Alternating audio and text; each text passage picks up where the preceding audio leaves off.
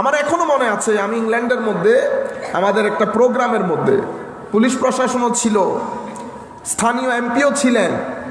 তো খিলাফার ব্যাপারে আমাকে ওই এমপি জিজ্ঞেস করতেছিলেন, সাইফ এই খিলাফা বিষয়টা কি, কুড ইউ প্লিজ এক্সপ্লেইন।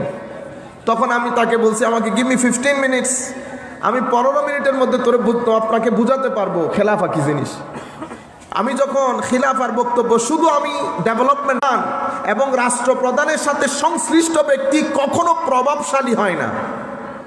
রাষ্ট্রপ্রধান থেকে শুরু করে রাষ্ট্রপ্রধানের সাথে সংশ্লিষ্ট ব্যক্তি এবং একজন সাধারণ জনগণ যেই আইনের মাধ্যমে সমানভাবে পরিচালিত হয়, এটাকে খিলাফা বলে না। তাইলে বুঝবেন ডেমোক্রেসি আছে। ডেমোক্রেসি যখন আমার ভয় পেয়ে যাব, তাইলে ডেমোক্রেসি নাই। গণতন্ত্রের মধ্যে ভয় থাকতে পারবে না। আমি সবার সামনে সিনা খুলে কথা বলতে পারবো। যেমন ইংল্যান্ডের পুলিশ যখন আমাকে দাঁড় করায়, আমার সামনের লাইটের একটা আমরা ডিম করি যাতে বুঝতে পারে আমি গো, তখন আমি 3টা দিছি, no you can go, this is my priority, আমি যাব, তুমি যাইতে পারবে না, স্টে দেয়ার। তখন সে গাড়ি থেকে নেমে আসছে, দেখছেন আমার ভয় করছে, করে নাই। সে যখন গাড়ি থেকে নামে জিজ্ঞেস করছে, আপনি আমাকে যেতে দেন নাই যে, হাউ ডেয়ার, তুমি গাড়ি থেকে নামলা কেন? তুমি গাড়ি থেকে নামা, এটা আমার প্রেস্টিজে লেগেছে। তোমার নাম কি? আপনার নাম কি দেখি, আপনি ইয়া সরান, হাত সরান, নাম দেখান আপনার। এটা তো this is not your priority, এটা আপনার প্রায়োরিটি না। আমি তো অন ডিউটি। আনলাম আমিও পুলিশে জব করি, অন ডিউটি হলে সাইরেন থাকতে হবে। কি থাকতে হবে? সাইরেন। সাইরেন মানে you are on duty, I have to give you priority. তো যেহেতু আপনার এখানে সাইরেন নাই, আপনি অন ডিউটি না, আপনি নর্মাল, এখন আপনার প্রায়োরিটি পাবেন না। এই যে আমি কথাগুলো বলছি, আমার ভয় করে নাই কেন? কারণ আমি জানি, সেও জানে তার দায়, তার অধিকার, আমিও জানি আমার দায় এবং অধিকার। রাষ্ট্রের প্রত্যেক ব্যক্তি যখন তার অধিকার বুঝে নেয়, তখন বলবেন গণতন্ত্র আছে। তো আমার নবী সাল্লাল্লাহু আলাইহি ওয়াসাল্লাম থেকে শুরু করে সিদ্দিকে আকবর, ফারুকে আজম, বর্তমান পৃথিবীর সবচেয়ে সফল শাসক যাকে বলে, সেই ফারুকে আজমকে পার্লামেন্টের মধ্যে উনি চাইতেছিলেন আমাদের, যিনি শুধু এতটুকুন বললে হয়, ফারুক মদিনা শরীফের মধ্যে শুধু ইশারা করেছে আমি আসছি, স্পেন পর্যন্ত দুনিয়াদারি সাদা হয়ে গেছে। সেই ফারুকের কথা বলছি। আপনারা বুঝতে পারছেন, আপনারা মনে করেছেন বাংলাদেশের একজন, আমি ওই ধরনের কারো কথা বলছি। আমি সেই ফারুকের কথা বলছি, যেই ফারুক এই নদীর সাথে পর্যন্ত বার্গেনিং করছে। তুই পানি দিবি না কেন? তোরে আল্লাহ বানাইছে পানি, আর সম পরিমাণ স্বর্ণ দিতে চান, তো আল্লাহ তো বাধা দেয় নাই, আপনি কে বাধা দেওয়ার? বুঝতে পেরেছেন? আইন মানে আল্লাহ এবং রসুল বলেছে এটা, করেছে এটা, আপনি কে সেখানে অ্যাডিং সুপারসিডিং করার? তখন ফারুক, দেখছেন ইনাদের তাকওয়া পরহেজগারি দেখেন, বার্গেনিং করে নাই। কোরআনের আয়াত বলার পরে বলেছে আজকে এক মহিলা, ফারুকের ভুল হয়েছে, মহিলা শুদ্ধ করেছে ফারুককে। বুঝতে পেরেছেন? তখনকার যুগে ফারুকে আজমের অফিসের মধ্যে মহিলা ওই ডিবেটের মধ্যে শরিক হয়েছে, মহিলা ওই ডিবেটের মধ্যে শরিক হয়েছে। সুতরাং ডেমোক্রেসি আমি কারো কাছ থেকে শিখতে হবে না। ডেমোক্রেসি আমি কোনো হোয়াইট স্কিনের কাছে শিখতে হবে না। আমি কনস্টিটিউশন কোনো হোয়াইট স্কিনের কাছে শিখতে হবে না। আমার নবী যখন আমাকে সেখানেও, এই কিছুদিন আগের কথা, 1600 শতাব্দীর পরে তারা বারবার চেষ্টা করতেছিল রাষ্ট্রকে রাজা থেকে সরিয়ে কোন একটা গণতান্ত্রিক পদ্ধতি আনার জন্য, 1600 শতাব্দীর পর পর্যন্ত। আর আমি বলতেছি, আমার নবীর যুগে, আজ থেকে 1300-1400 বছর আগে আমার নবী কাউকে বলে গেছে যে আমার নবীর পরে অমুক খলিফা হবে? বলে যান নাই। কিন্তু আমার নবীর পরে অটোমেটিক্যালি আবু বকর সিদ্দিক এসেছেন। কিভাবে? তখনকার যুগের অ্যাভেইলেবল পার্লামেন্টের মধ্যে ডিবেট হয়েছে। কিসের উপর ডিবেট? কে হতে পারে? প্রত্যেকের যার যার নমিনেশন, 2-4 জন যারা ছিলেন নমিনেশন দিয়েছে, এটার উপর ডিবেট হয়েছে। ডিবেট হওয়ার পরে সবাই হযরত আবু বকর সিদ্দিক রাদিয়াল্লাহু আনহুর উপর ঐকমত্য পোষণ করলেন। কেন? কারণ আমার নবী ব্যক্তি নির্ধারণ করেন নাই ঠিক, কিন্তু আমার নবী প্রিন্সিপাল নির্ধারণ করে দিয়েছেন। কোরআন প্রিন্সিপাল নির্ধারণ করে দিয়েছে। কি? কোরআন বলেছে, তোমাদের ইন্নাল্লাহ ইয়ামুরুকুম আন তুআদ্দুল আমানাত ইলা আহলিহা, তোমরা আমানতদারি, ট্রাস্টিশিপ, এই আমানতদারি যারা মেনটেন করতে পারবে, যেই ব্যক্তি পরিপূর্ণ আমানতদারিতার সাথে, তোমরা তার কাছে তার আমানত ফেরত দাও। করে, কনভারসেশন করে, পার্লামেন্টের মধ্যে ডায়ালগ করে যা করবা, একক সিদ্ধান্ত কখনো নিবা না। ওয়া আমরুহুম শুরা বাইনাহুম, আমার নবীকেও আল্লাহ ফাবিমা রাহমাতিন মিনাল্লাহি লিনতা লাহুম ওয়া লাউ কুনতা ফাজ্জান গালিজাল কলব লানফাদ্দু মিন হাওলিক ফাফু আনহুম ওয়াস্তাগফির লাহুম ওয়া শাওবিরহুম ফিল আমর। আমার নবীকে আল্লাহ বলছেন, হাবিব মুশাওয়ারা করবেন। মুশাওয়ারা মানে পরামর্শ করা। তাইলে প্রিন্সিপাল দুইটা দিয়ে দিয়েছে, তিনটা। যে ইউনানিমাসলি সিদ্ধান্ত নিলেন, হ্যাঁ ফারুক আজম খলিফা হয়ে গেছে, এটা ডিক্টেটরশিপ বলবেন? এর চেয়ে বড় ডেমোক্রেসি কোনটা? আচ্ছা, এরপরে ফারুক আজমের পরে ফারুক আজম হাউসকে আরেকটু বাড়ালেন, হাউস দুইটা করেছে। একটা স্পেশাল করেছে আবুল আম, ইলেকশন কমিশনার, মানে মানুষের কনসেন্ট নেওয়ার জন্য ওনাকে নিয়োগ দিয়েছেন যে আপনি মানুষকে জিজ্ঞেস করে ভোট করেন। মডার্ন ভাষায় আপনারা ভোট বলেন আর কি, ওপিনিয়ন জানেন।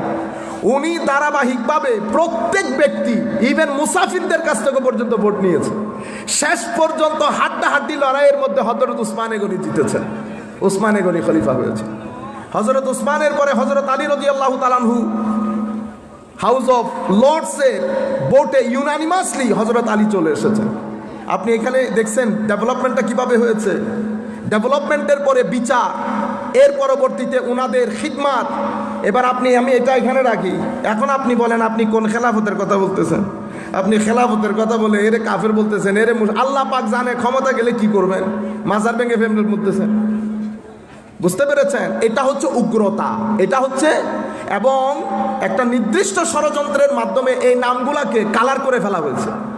আমি যখন এই বক্তব্যটা তুলে ধরেছি, উনি আমাকে জিজ্ঞেস করতে পেরেছেন, এখন সে কনভিন্সড হয়ে গেছে। আমার নবীর মতো জাত ইচ্ছে করলে নিজের পরিবারের যোগ্য ব্যক্তি ছিলেন তো, আলী ইবনে আবি তালিব বেমিসাল না চতুর্দিক থেকে, কিন্তু কাউকে নির্ধারণ করে যান নাই। যাই হোক, আমি আপনাদেরকে বলতে চাচ্ছিলাম, আমরা খেলাফা ছিলাম, রাষ্ট্রভাগ হয়ে আমি বাংলাদেশি, আপনি ইন্ডিয়ান, কেউ কেউ কেউ, এটাকে বলে ন্যাশন স্টেট।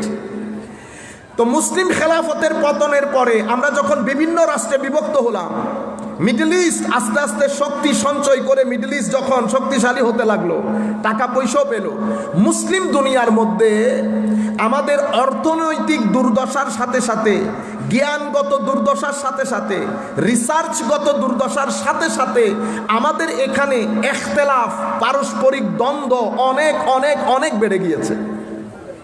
একটা কালচার তৈরি হয়ে গেছে, এ কাফের, এ বেদাতি, এই অমুক, এই সমুক। বেটা ডিস্টার্ব করিয়েন না মাইকে প্লিজ। এভাবে একটা কালচার তৈরি করা হয়েছে। এখন সবচেয়ে বড় সমস্যা যেখানে তৈরি হয়েছে, আমাদের ধর্মের মধ্যে ডাইমেনশন তিনটা, এটা আপনারা শিখবেন। আমাদের ধর্মকে যদি একটা গাছ বলি, ওই গাছের শাখা বা গাছের ঠেইলে, বুঝুন না, গোসন, ট্রাং, গাছের ডালপালা, তিনটা ঢাল এই গাছের, দিন একটা, ঢাল তিনটা। একটা হচ্ছে আকীদা, একটা আমল, আর একটা আপনার আখলাক, অর্থাৎ আপনার আধ্যাত্মিক সৌন্দর্য। তিনটা জিনিস জড়িত আপনার দ্বীনের মধ্যে।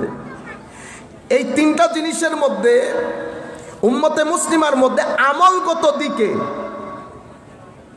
আমলগত মৌলিক দিকে কোনো পার্থক্য নাই। পৃথিবীর কোন প্রান্তে মুসলমানরা কি নামাজ 6 ওয়াক্ত পড়ে? আজিব যেই প্রান্তে যাবেন, মুসলমানরা 5 ওয়াক্ত নামাজ পড়ে। ফজরের সময় ফজর, জোহরের সময় জোহর। আমরা বাংলাদেশে যেমন পড়ি, পৃথিবীর যেই কোনো প্রান্তে এই ক্ষেত্রে কোনো মত পার্থক্য নাই। জোহরের ফরজ 4, উম্মতে মুসলিমার মধ্যে কোনো মত পার্থক্য। ফজরের 2, ইশার 4 রাকাতের মধ্যে কোনো মত পার্থক্য নাই। হজ কোন মাসে করবেন, কোনো মত পার্থক্য আছে? নাই। জাকাত দিবেন, জাকাত দিতে হবে, কতটুকুন দিবেন, কোনো মত পার্থক্য আছে? নাই। কেন নাই? কারণ আমাদের ধর্মের মধ্যে কোরআনে পাকে আল্লাহ, হাদিসে পাকে আমার নবী কিছু জিনিস আমাদের কাছে স্পষ্ট করে দিয়েছেন।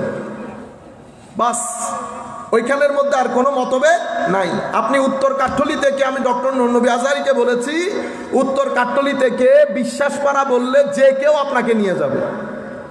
আমি যখন শুধু উত্তর কাঠ্টলি বলবো, তাইলে আমি কোন বাড়িতে যাব? একতলাভ হয়ে যাবে না? এখন উনি আসতে কোনো সমস্যা হয় নাই, রিক্সা ড্রাইভারও কোনো ভুল করে নাই, কারণ গন্তব্য নির্ধারিত, সবাই চেনে। কোনো মত পার্থক্য হয় নাই। কিন্তু আমি যদি বলতাম উত্তর কাটলি আসবেন, প্রোগ্রাম উত্তর কাটলিতে, তো উত্তর কাটলিতে বাড়ি কি একটা? 14,000 বাড়ি।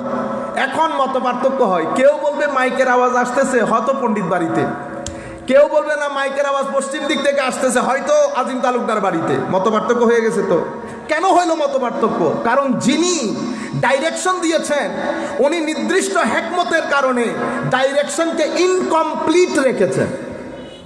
আপনারা বুঝতে পেরেছেন মত পার্থক্য কেন হয়? তো আমার নবী যেই কথাগুলো স্পষ্ট করে গেছেন সেই কথাগুলোর মধ্যে কোনো মত পার্থক্য নাই। মত পার্থক্য কখন হয়েছে?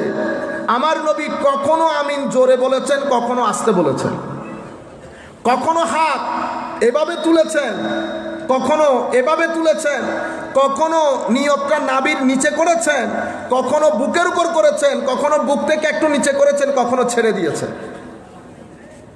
বুঝাইতে পেরেছি? এখন ইমামরা কি কাজ করেছে? ইমামরা চেষ্টা করেছে আমার নবী সবচেয়ে মহব্বতের আমল কোনটা ছিল, কি এখানে বাধা ছিল না এখানে বাধা ছিল, অথবা আমার নবী সব সময় কোন কাজটা বেশি করতেন। আইম্মায়ে কেরাম এটার পিছনে লেগেছিল যে আমার নবীর মহব্বতের কাজ কোনটা বেশি ছিল, আমিন জোরে বলা ছিল না আমিন আস্তে বলা ছিল। আমার নবী জোরেও বলেছেন, আমার নবী আস্তেও বলেছেন। জোরের হাদিসও আছে, আস্তের হাদিসও আছে। এখন ইমামে আজম চেষ্টা করেছেন কোন কাজটা আমার নবী সব সময় করতেন, আমার নবীর বেশি পছন্দ ছিল, ওনারা ওইটার পেছনে লেগেছিলেন। প্রত্যেক ইমামের পেছনে একজন সাহাবী দাঁড়ানো, একজন সাহাবী দাঁড়ানো।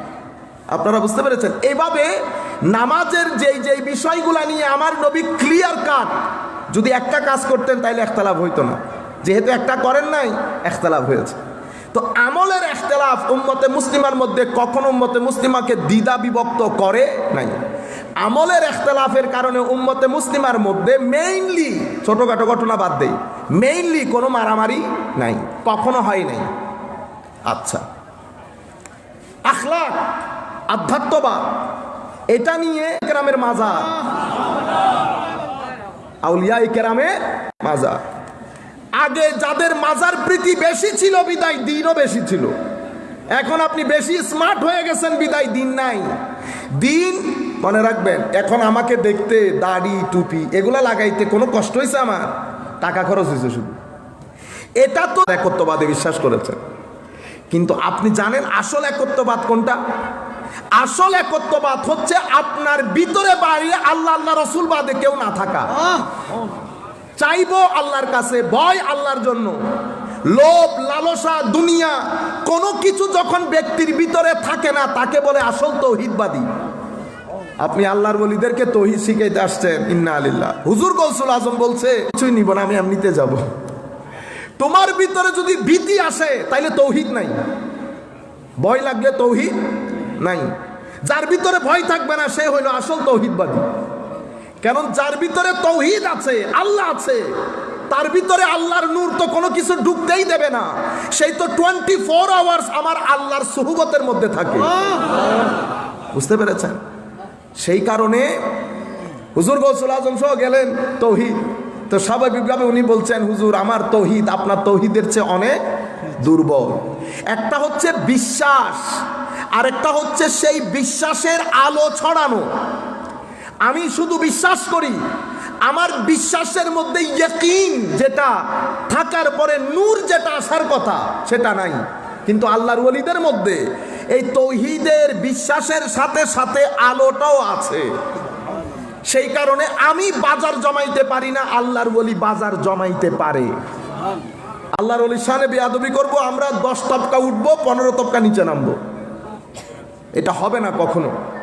কারণ আল্লাহ তাদেরকে এত প্রটোকল দান করেছেন, ইভেন নামাজের মধ্যে সালামের ব্যবস্থা করে দিয়েছেন। আসসালামু আলাইনা ওয়া আলা ইবাদিল্লাহিস।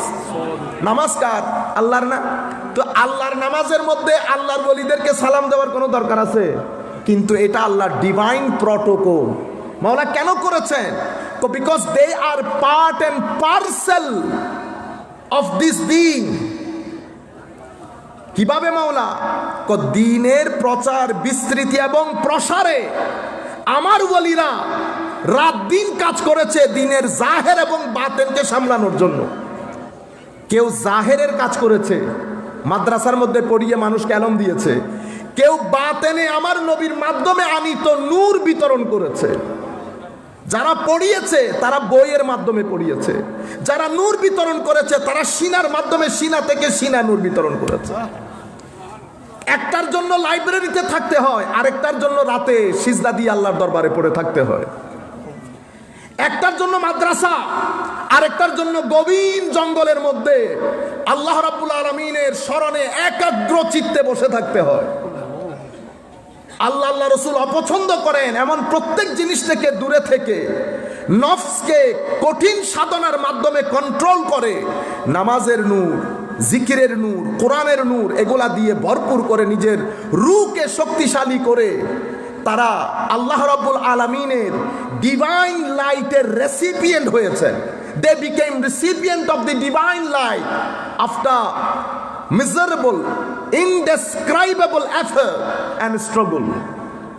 বর্ণনাতীত চেষ্টা প্রচেষ্টার মাধ্যমে তারা এই নূর ধারণ করেছে। সেই কারণে আমার আল্লাহ তাদেরকে নামাজের মধ্যেও সালামের ব্যবস্থা করে দিয়েছেন এবং বলেছেন আমার এই ওলিদের কোনো ভয় নাই, চিন্তা নাই, পেরেশানি নাই। তারা দুনিয়াতেও সম্মানিত, তারা যখন এন্তেকাল করবেন তাদের এন্তেকাল তো অদ্ভুত সুন্দর। হাদিসে মুসনাদ ইমাম আহমদ ইবনে, আমি অসংখ্যবার বলেছি, আমি কথাগুলো রিপিট করতে চাচ্ছি না। মুসনাদ ইমাম আহমদ ইবনে হাম্বলের মধ্যে এই হাদিসটা ইমাম ইবনে কাসির এনেছেন, ইসাব্বিতুল্লাহুল্লাযীনা আমানু বিল কওলি সাবিত, এই আয়াতের ব্যাখ্যায় হযরত বারা ইবনে আযিব রাদিয়াল্লাহু তাআলা আনহুর হাদিস। এত দারুণ আল্লাহ মুমিনের মওত, মৃত্যু নির্ধারণ করেন, কি দারুণ প্রটোকল দিচ্ছেন। এই রূহ কবজ থেকে শুরু করে মুনকার নকিরের সোয়াল পর্যন্ত আপনি যদি, আমি এগুলো রিপিট করতে চাচ্ছি না, আমার অসংখ্যবার বলেছি। এরপরে কবর, এরপরে কবর থেকে উঠা, মওলা কবর থেকে যখন উঠবেন এদের সামনে এদের নূর থাকবে, এরা নূরের পিছনে পিছনে হেঁটে তাদের জন্য যে প্যান্ডেল করা হয়েছে সেই প্যান্ডেলে চলে যাবে। আপনারা শুনেছেন ইয়া নফসি ইয়া নফসি হবে, ঠিক না? আলবত হবে, কিন্তু সব কি ইয়া নফসি? সব ইয়া নফসি হবে না। কুরআনের সূরা আম্বিয়ার মধ্যে বলছেন ইন্নাল্লাযীনা সাবাকাত লাহুম মিনাল হুসনা উলাইকা আনহা মুবআদুন। কই বিশাল অবর্ণনীয় কষ্টের মধ্যে আলাদা একটা প্যান্ডেলের মধ্যে আল্লাহর ওলিরা, আল্লাহর পছন্দের ব্যক্তিরা থাকবে, তারা তো জানবেও না ওখানে কি হচ্ছে। এবং বলছে আমার আল্লাহ ওয়াতাতালাকাহুমুল মালাইকা হাযা ইয়াউমুকুমুল্লাযী কুনতুম তুআদুন। ফেরেশতারা রাস্তায় রাস্তায় তাদেরকে ডিভাইন প্রটোকল দিয়ে রিসিভ করবে এবং বলবে এটাই তো দিন যেই দিনের ওয়াদা আল্লাহ আপনাদেরকে দান করেছেন। এই প্রটোকল নিয়ে আল্লাহর ওলিরা আল্লাহর দরবারে দাঁড়িয়ে বলবে মাওলা আপনি, আমার নবী বলছে বাকবিতণ্ডা করবে, আমার কাছে আর শব্দ নাই বাংলার বলার, মুজাদালা করবে, ডিবেট হবে। কিন্তু কিভাবে ডিবেট হবে? ছেলে যেমন মার সাথে করে, মাওলা আপনি আমাদের সাথে আমাদের ভাইয়েরা যারা নামাজ দোয়া পড়তো তাদেরকে আপনি জাহান্নামে দিয়ে দিয়েছে। আমার আল্লাহ বলবেন ঠিক আছে, যাদেরকে দেওয়া হয়েছে, যাদেরকে চেনো জাহান্নাম থেকে মুক্ত করে নিয়ে আসো। কিন্তু মাথায় রাখবেন কি বলেছে, আমার ভাইয়েরা আমার সাথে নামাজ পড়তো, নামাজ দোয়া বাদ দিয়ে এগুলা যা কিছু হয় সব বন্ডামি, এগুলার সাথে তরিকতের পীরের কোনো সম্পর্ক নাই। তো আমি বলছি হযরতে খাজা মাইনুদ্দিন চিশতি যার মাজারে গিয়ে 40 দিন ছিলেন, দাতা গঞ্জে বখশ আলী হুজবেরি, লাহোরি না, পাকিস্তানিরা নতুন রং শুরু করছে লাহোরি বলে, কারণ ওনার মাজার লাহোরে, উনি কিন্তু লাহোরি না, উনি আফগানিস্তানের হুজবেরের, তো ওনার নাম হচ্ছে দাতা গঞ্জে বখশ আলী হুজবেরি। তো উনি ওনার এন্তেকালের প্রায় 120 বা 40 বছর পরে হুজুর গৌসুল আজমের জন্ম। আপনারা বুঝতে পেরেছেন?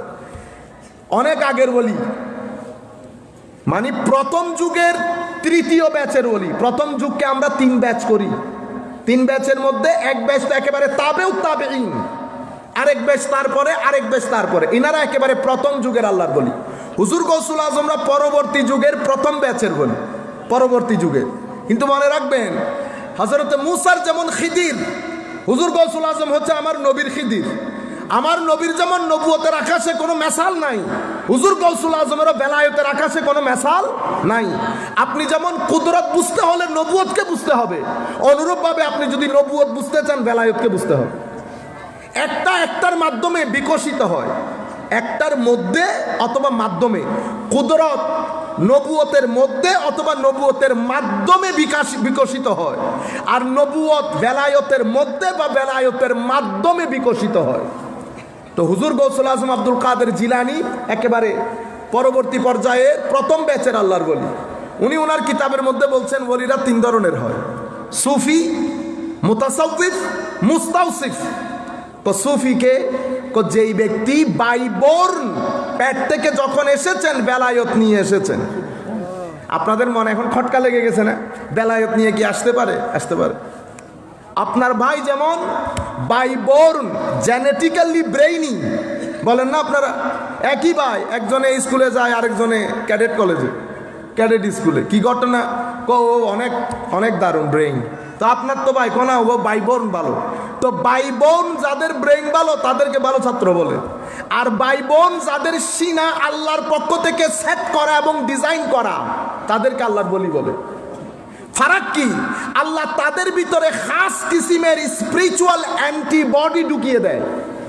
আপনার ভিতরে যখন অ্যান্টিবডি থাকে, ভাইরাস আপনাকে অ্যাটাক করতে পারে না, এটা আপনার অ্যান্টিবডি। করোনার মধ্যে আমাদেরকে ইনজেকশন দিয়েছে না, এটা কি দিয়েছে? আমাদের ভিতরে একটা অ্যান্টিবডি তৈরি করে দিয়েছে, যেন করোনার জার্ম গেলে গুলি করে বের করে দেয়। তো যেভাবে শরীরের মধ্যে অ্যান্টিবডি ফিট করে, অনুরূপভাবে স্পিরিচুয়ালি মাওলাই করিম কারো কারো ভিতরে খাস স্পিরিচুয়াল অ্যান্টিবডি দান করে।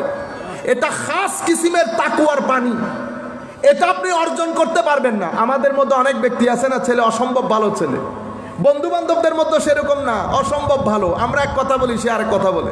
আমরা সবাই বসে চা মুড়ি খাচ্ছি, সেই কিন্তু নামাজে গিয়ে নামাজ পড়ে আসছে।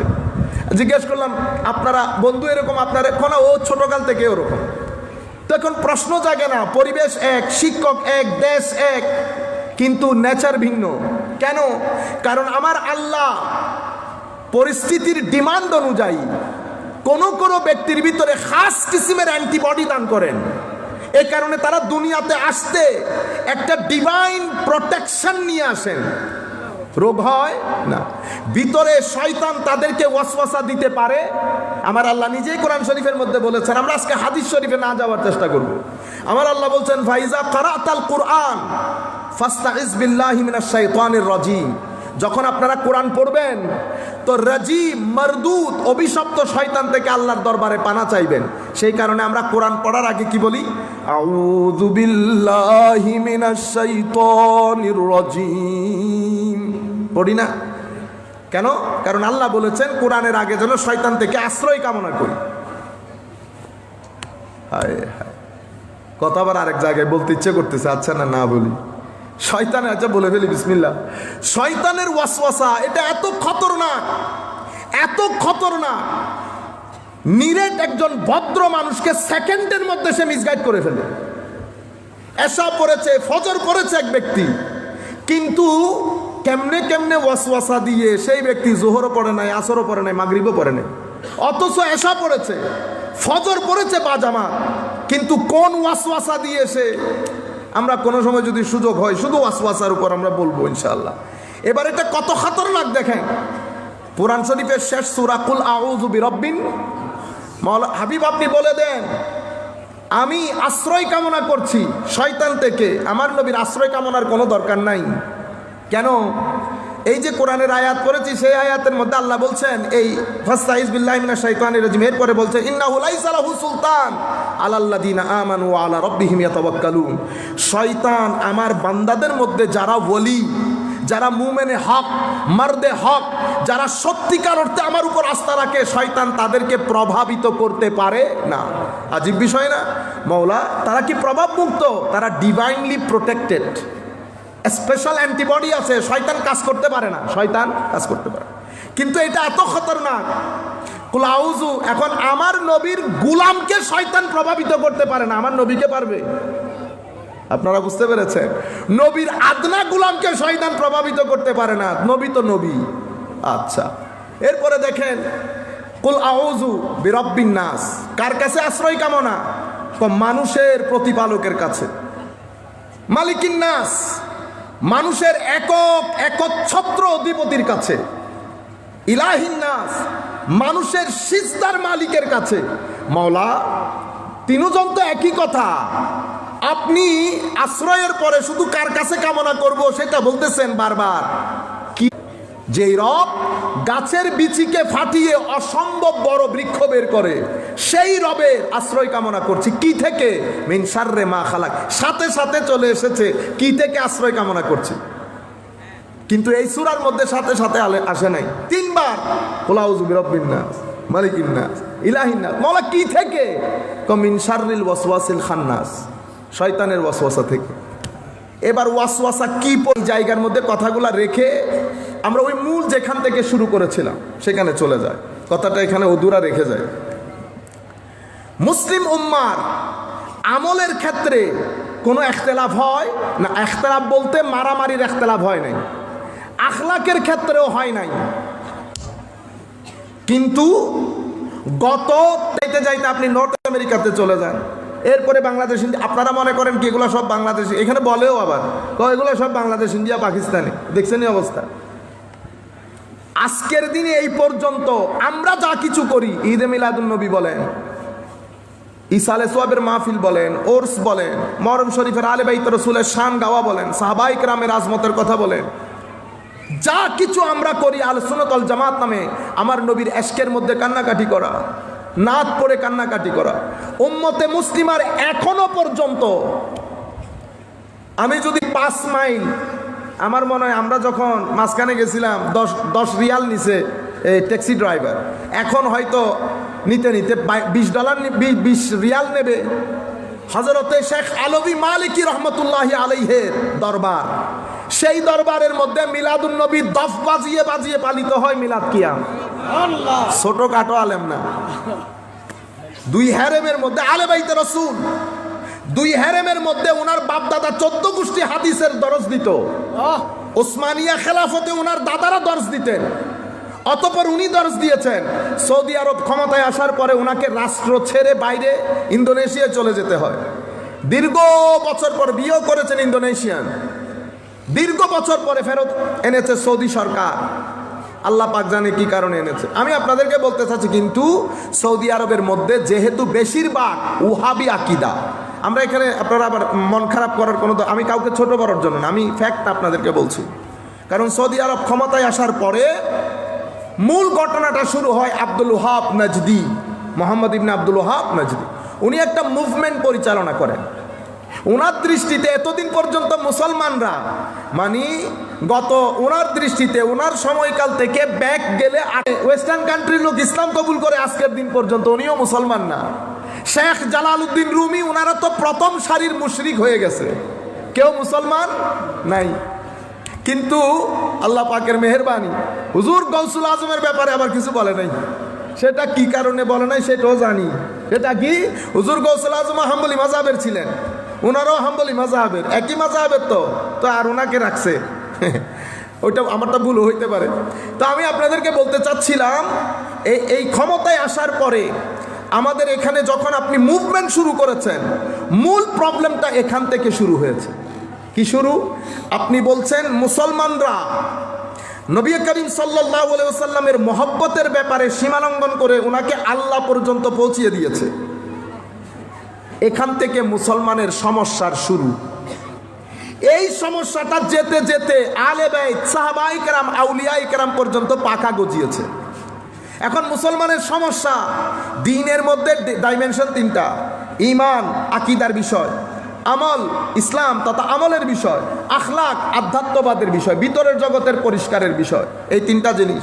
3টার মধ্যে আমি বলছি আমলের ক্ষেত্রে উম্মতে মুসলিমার মধ্যে ঐক্য সাধিত হয়েছে আজকের না, কখন থেকে? আমার ইমামে আজমের জামানা, তারও আগে মুসলমানরা তো কখনো দ্বিমত পোষণ করে না। আপনারা যে সবসময় বলেন না মুসলমানদের মধ্যে অনৈক্য অনৈক্য অনৈক্য, কোন জায়গায় অনৈক্য? অনৈক্য কখন হয়েছে? অনৈক্য হয়েছে যখন মুসলমানদের হাত থেকে ডান্ডা পড়ে গেছে। যতদিন ডান্ডা ছিল, এত অনৈক্যর পরেও তো 3 মহাদেশ শাসন করেছে, 1-2 বছর না, 1250 বছর। আমাদের আমেরিকা তো 300 বছরের মধ্যে টায়ার্ড হয়ে গেছে, 300 বছরের মধ্যে টায়ার্ড হয়ে গেছে। এবং সেই সভ্যতা এখন ভঙ্গুর, ভেঙে পড়ার মতো। শুধু তাদের কিছু জ্ঞান, চরিত্রগত সৌন্দর্যের কারণে এখনো বেঁচে আছে, আর অনেক দিন বেঁচে থাকবে। কারণ অত দূর পর্যন্ত আমরা আল্লাহ পাক জানে পৌঁছাইতে পারি কিনা, জ্ঞান এবং চরিত্রের মধ্যে।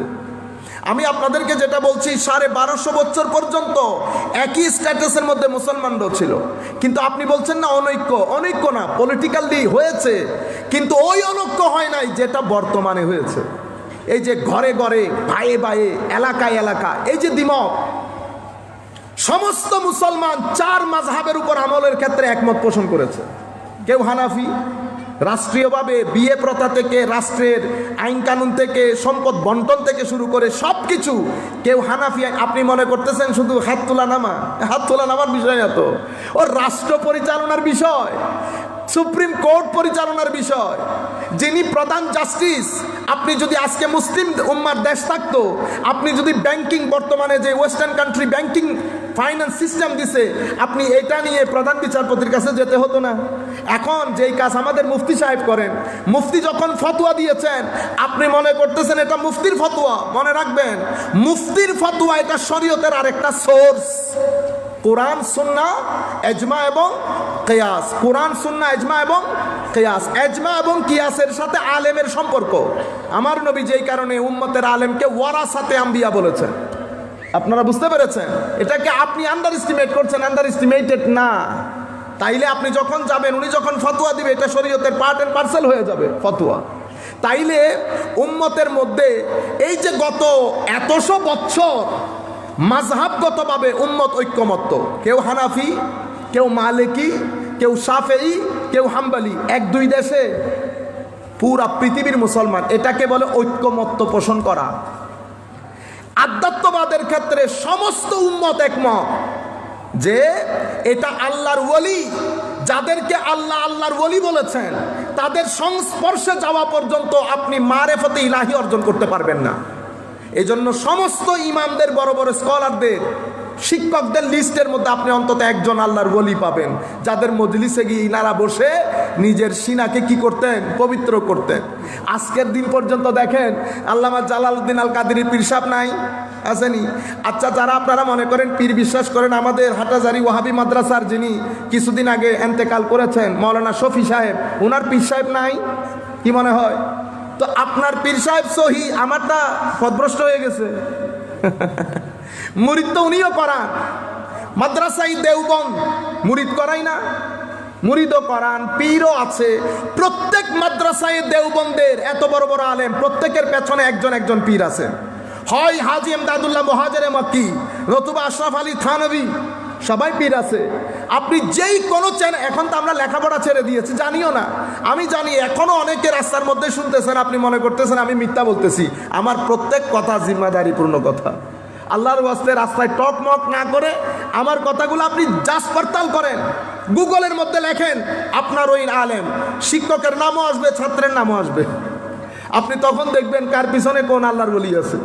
আপনারা বুঝতে পেরেছেন? আমি আপনাকে বলছি ঐক্যমত্য হয়েছে কোথায়? আমলের ক্ষেত্রেও, আখলাকের ক্ষেত্রেও। আকীদা, আকীদার মধ্যে উম্মতে মুসলিমা, আমার নবী সাল্লাল্লাহু আলাইহি ওয়াসাল্লামের পরে সাহাবায়ে কেরাম, তাবেঈনের জমানায় ফিতনা শুরু হয়ে গেছে।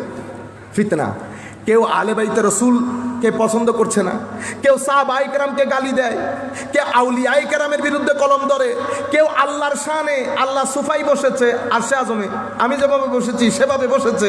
ইন্না লিল্লাহি ওয়া ইন্না ইলাইহি রাজিউন, ওয়াল ইয়াযু বিল্লাহ, নকল কুফর, কুফর না বাসদ।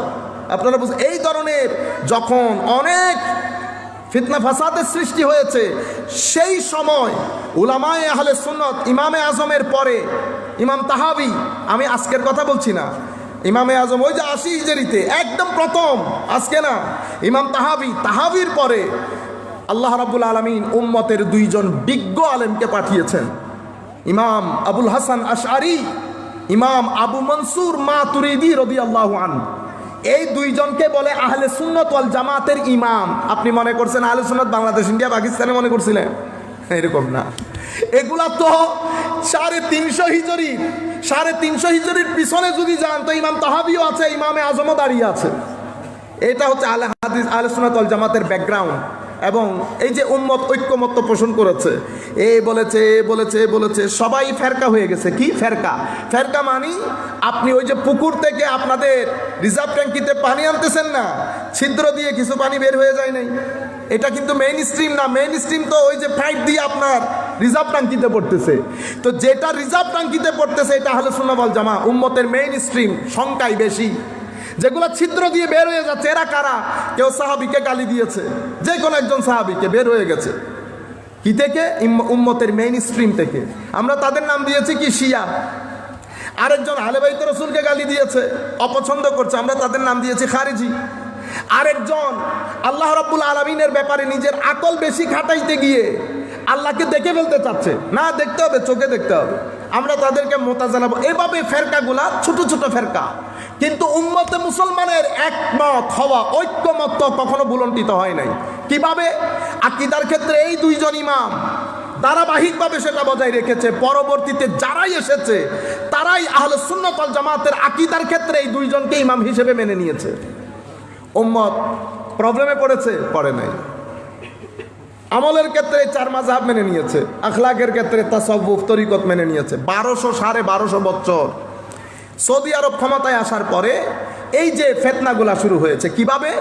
আপনি যখন সমস্ত উম্মতকে কাফের মুশরিক বেদাত ফতোয়া দিবেন, মূল টার্গেট কাকে করা হয়েছে? মূল টার্গেট করা হয়েছে আমার নবীকে। নবীর ক্ষেত্রে ইনকার করা হয় নাই, মানে অস্বীকার করা হয় নাই। অস্বীকার করলে তো কাফের হয়ে যাবেন, অস্বীকার করতে পারবেন? পারবেন না। তানকিস করা হয়েছে, নবীর শান মানকে খাটো করা হয়েছে, ডিফেম করা হয়েছে।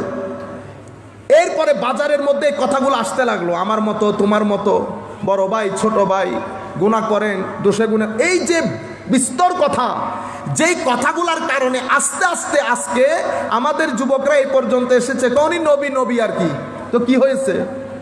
উনি আল্লাহর বান্দা, আমি আল্লাহর বান্দা।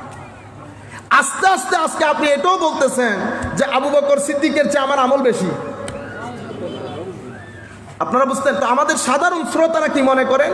কোন আমাদের নিউট্রাল থাকতে হবে, অফকোর্স নিউট্রাল থাকতে হবে, কিন্তু আমার মসজিদ বানাইলো আহমদ, মসজিদকে বানাইলো আহমদ ফর এক্সাম্পল, ঠিক আছে? আপনি আহমদকেই মানতেছেন না, তারপরে আমি যদি একটু সাদা খাবজ্জা হই, আমি বলি না না না, নিউট্রাল থাকা দরকার, বাদ দেন এগুলো। কেমনে বাদ দিবেন? রিয়ালিটি জানাইতে হবে না মানুষকে। আপনার কাছে অপশন দুইটা, হয় আপনি সত্য কথা বলতে ভয় পাচ্ছেন, সত্য কথা বলতে ভয় পাচ্ছেন, কেন? সত্য কথা বললে ইজ্জত চলে যাবে, আপনি এই ভয়ে চুপ করে থাকতেছেন। এটা তো আসল কাজ না, আপনাকে হককে হক বলতে হবে, শনিবারকে শনিবার, রবিবারকে রবিবার, দুনিয়া উল্টাই গেলেও বলতে হবে, কারণ আল্লাহ আমাদেরকে সেটা শিখিয়েছেন, কোরআন হাদিস আমাদেরকে সেটা শিখিয়েছে। আপনি আমাদেরকে বলেন, এমনিতে সোসাইটির মধ্যে এখন জাগতিকতা বেড়ে গেছে। কি বেড়ে গেছে? জাগতিকতা।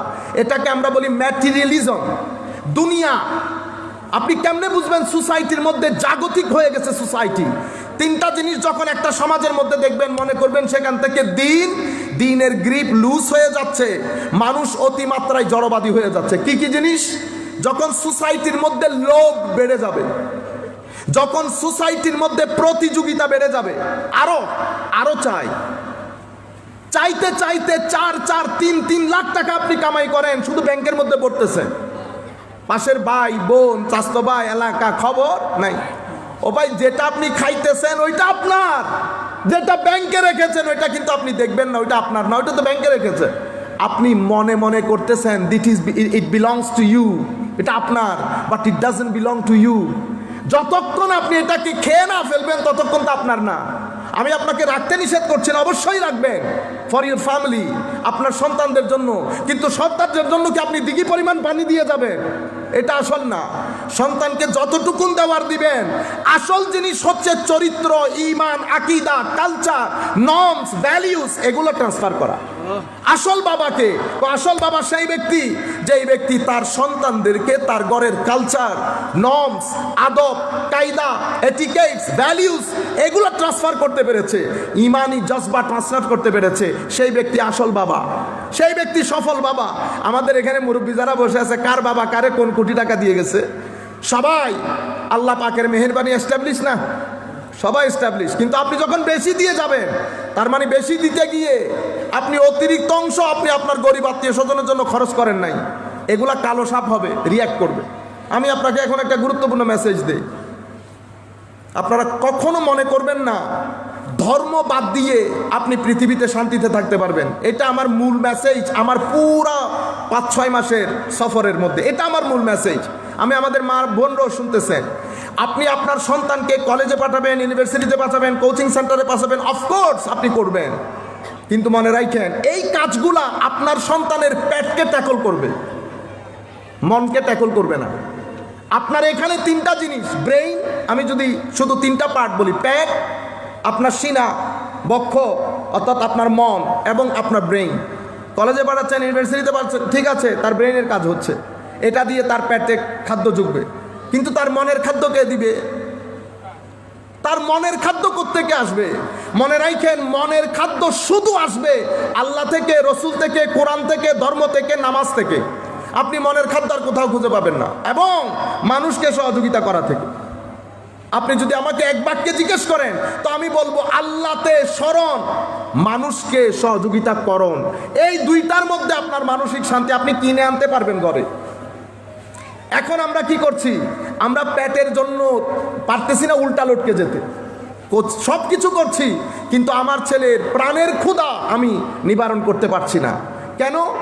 সেই কোরআন পড়তে জানে না, তাকে আমি দিন, ধর্ম, মসজিদ সব কিছু থেকে দূরে রেখেছি, মাজার থেকে দূরে রেখেছি, কোরআনের তিলাওয়াত থেকে দূরে রেখেছি। আমরা এখানে যারা বসেছি, আমরা আল্লাহ পাক জানে আমি সহ শেষ কোনবার কোরআনে পাক পড়েছি।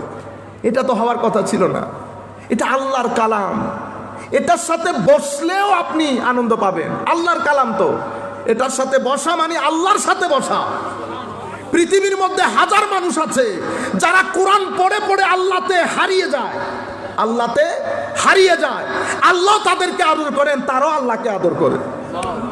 আমি আমার উস্তাদের মুখে শুনেছি, বেটা জিন্দেগির প্রত্যেকটা মুহূর্তে কোরআনে পাক পড়বা, কোরআন তোমাকে তোমার মার চেয়ে বেশি আদর করবে। আমরাও বলছি হুজুর আপনি ঠিক বলেছেন, কোরআন মার চেয়েও বেশি আদর করে। সেই কোরআন আমরা পড়তে পারি না। আপনি এবার শান্তি খুঁজবেন, শান্তি আসবে না। এখন আপনি, আপনার সন্তানের ভবিষ্যৎ আপনার হাতে। আপনি যদি চান ডিপ্রেসড লাইফ, এবং আপনি যদি চান আপনার সন্তানের জীবন ডিসিপ্লিন না আসুক, ইনডিসিপ্লিনড হোক, ডিপ্রেশন আসুক, মানসিক অশান্তি আসুক, তাহলে আপনি দিন বাদ দিয়ে দেন। আমি কেস স্টাডি হিসাবে আপনাদেরকে আমেরিকার কথা বলতে পারি, ইংল্যান্ডের কথা বলতে পারি। সেই দেশের মধ্যে পেটের কাজ 100%, গাড়ি ঘোড়া সব কিছু আছে, কিন্তু কোনো মানুষের মনে শান্তি নাই। আপনি মানুষের মনে শান্তি নাই সেটা কেমনে বুঝবেন? ওইটা তো আর ফিতা টেপ নিয়ে মাপতে যাইতে পারবেন না যে দেখি ফিতা টেপ দিয়ে শান্তি মনে আছে কিনা। কিছু ফ্যাক্টরস আছে, সেটার মাধ্যমে আপনি বুঝতে পারবেন। কিভাবে? একটা দেশের মানুষের মন শান্তিতে নাই, ডিভোর্স রেট দিয়ে বুঝতে পারবেন, ক্রাইম রেট দিয়ে বুঝতে পারবেন, ড্রাগ ডিলিং দিয়ে বুঝতে পারবেন, হত্যার ধরন দিয়ে বুঝতে পারবেন মানুষ মানসিকভাবে সুস্থ আছে কিনা। আপনি এই যে কথাগুলো বললাম, আপনি দেখেন তো এগুলো বাড়ছে কি কমছে? এগুলো তো বাড়ার কথা না, কারণ আপনি মনে করছেন আপনি উন্নয়নের দিকে যাচ্ছেন। আমিও মনে করছি আমি উন্নয়নের দিকে যাচ্ছি, কারণ আমার রাস্তাঘাট, ঘর বাড়ি প্রত্যেকের হাতে পয়সা এসেছে। এটা ঠিক, পয়সা এসেছে, কিন্তু পয়সার মধ্যে তো শান্তি রাখে নাই। আমার আল্লাহ বলছেন আলা বিযিকরিল্লাহি তাতমাইন্নুল কুলুব, ইতমিনানে কলব শুধু জিক্রে ইলাহির মধ্যে, শরীয়তে ইলাহির মধ্যে, দ্বীনে ইলাহির মধ্যে এবং রাসূল ইলাহির মধ্যে, আমার আল্লাহ কর্তৃক আনিত সামগ্রিক বিধানের মধ্যে ইতমিনানে কলব, অন্তরের প্রশান্তি। সুতরাং আমি মা বাবার প্রতি বিনয়ের সাথে বলবো, আপনারা শুধু এক পাশে হয়ে যাবেন না। সমাজের মধ্যে এই জিনিসগুলো বেড়ে গেলে আপনি ইজিলি বুঝতে পারবেন সমাজের মানুষ শান্তিতে নাই। এখন এগুলা কমাবেন কেমনে? গুলি মেরে মেরে, গুলি মারলে কমবে না। আমরা ডিভোর্স, আমাদের বিশ্ববিদ্যালয়ের এই যে আমরা অনেক সময় কি বলে ক্রাইম যারা এক্সপার্ট ওনারা করে সামাজিক অবক্ষয়। ও ভাই, ধর্মের কথা বলতে কি লজ্জা লাগে? হোয়াট ইজ সামাজিক অবক্ষয়? আপনি বলতেছেন social degradation. Of course social degradation, বাউ হাউ ইট হ্যাজ হ্যাপেন। এটা ঘটলো কেমনে? এটা ঘটছে কারণ আপনি শিক্ষা থেকে এবং সামগ্রিক দুনিয়া থেকে আপনি দ্বীনের গ্রিপ লুজ করে ফেলেছেন। দিন লাগবে না।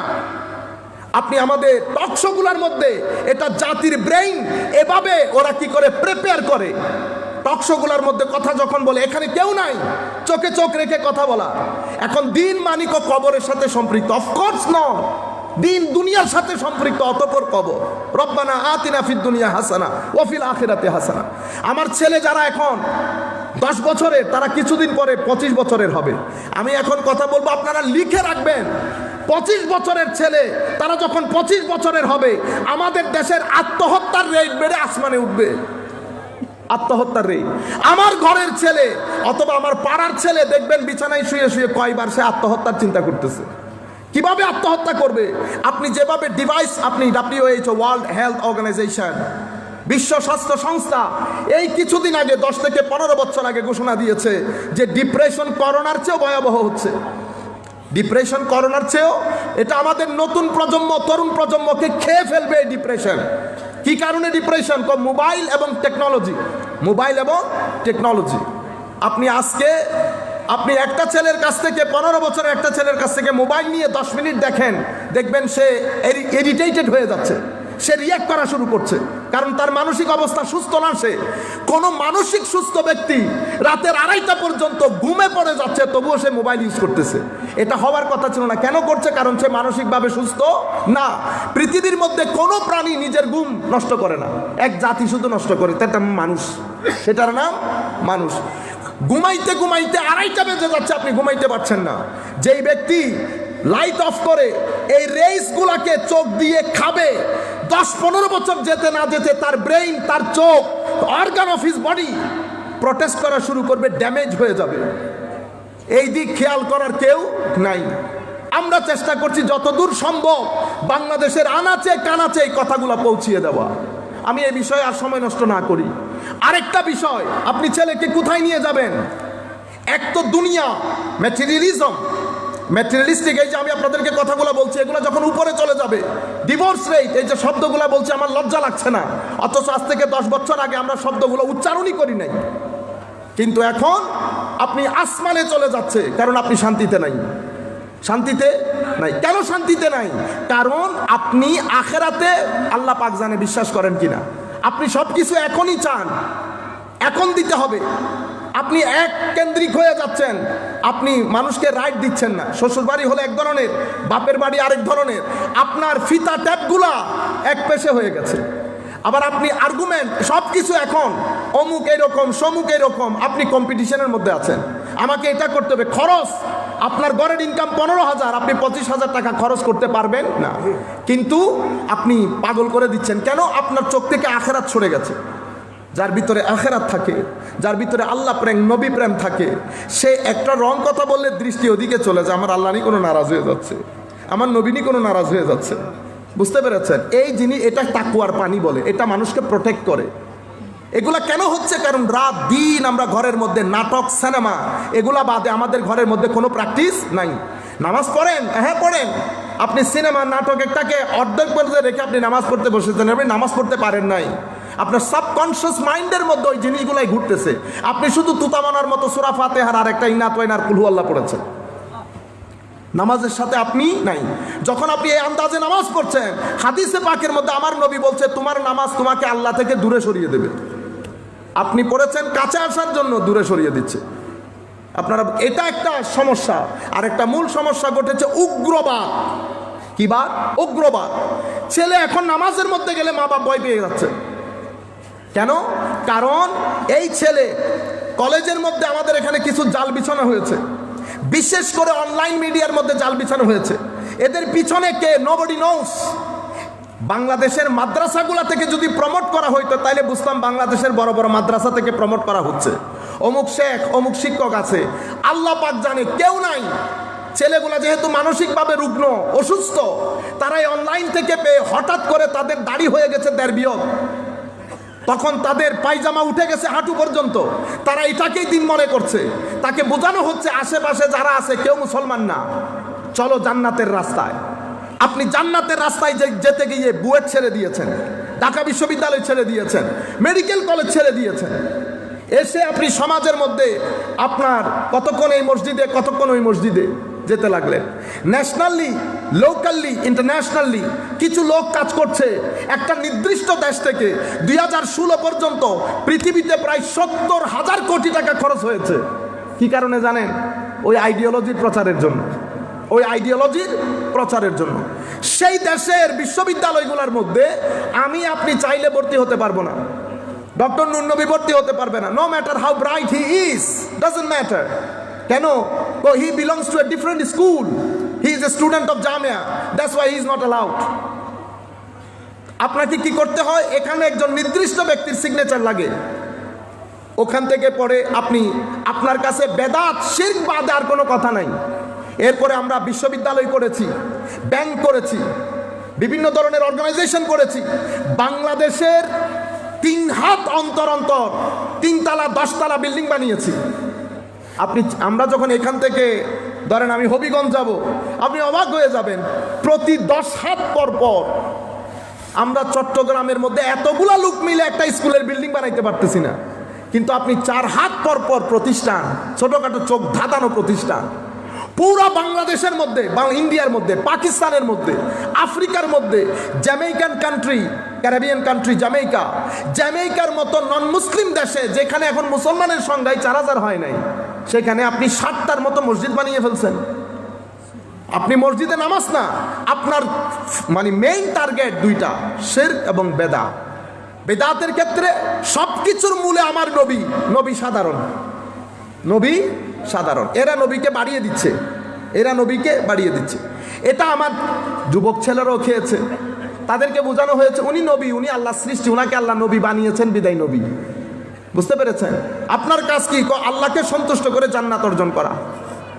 এবং যারা এই কাজগুলোর মাধ্যমে শিরিক করবে, মাজারের মধ্যে গিয়ে জিয়ারত করা শিরিক, কবরের মধ্যে জিয়ারত করা শিরক, এই শিরকগুলা যারা করবে তাদেরকে আমরা আমাদের সামর্থ্য মতো রুখে দাঁড়াবো। সামর্থ্য মানি রুখে দাঁড়াবো মানি যদি হত্যা করতে পারি তাহলে হত্যা করে দেব। আল্লামা নুরুল ইসলাম ফারুকীকে হত্যা কারা করেছে? আপনারা মনে করছেন নিউট্রাল, কেউ নিউট্রাল না। আমার নবী হাদিসে পাকের মধ্যে সাত করেছেন, কেউ বলার নাই এগুলা। আমার নবী বলেছেন সালাতুনিয়া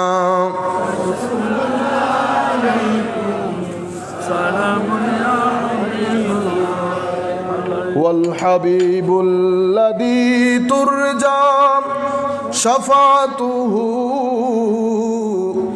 লিকুল্লি হাওলিম মিনাল আহওয়ালি মুক্তাহামি সালাতুনিয়া সালামুন ইয়া হাবিবাল্লাহ আলাইকুম। আমার নবীর জামানা থেকে 2টা গ্রুপ, মানে 2টা ধারা, একটা সাহাবায়ে কেরামের ধারা আর একটা খারেজি ধারা। খারেজি বলতে আপনি যদি বুখারী শরীফ পড়েন সেখানে আলাদা একটা অধ্যায়ই আছে, কিতাবুল খাওয়ারেজ। এই অধ্যায় খারেজিদের অধ্যায়, এটা কোনো কাফের মুশরিকের অধ্যায় না, আমাদের মধ্যকার খারেজিদের অধ্যায়। তাইলে সেই যুগ থেকে এই যুগ পর্যন্ত ধারা কয়টা হলো? 2টা। একটা সাহাবায়ে কেরামের। এখন আমি আপনাদেরকে দেখাই, আমরা আমাদের বক্তব্যে ঢুকি। হায় হায়, হযরতে মুআজ পিছনে বসা, আমার নবী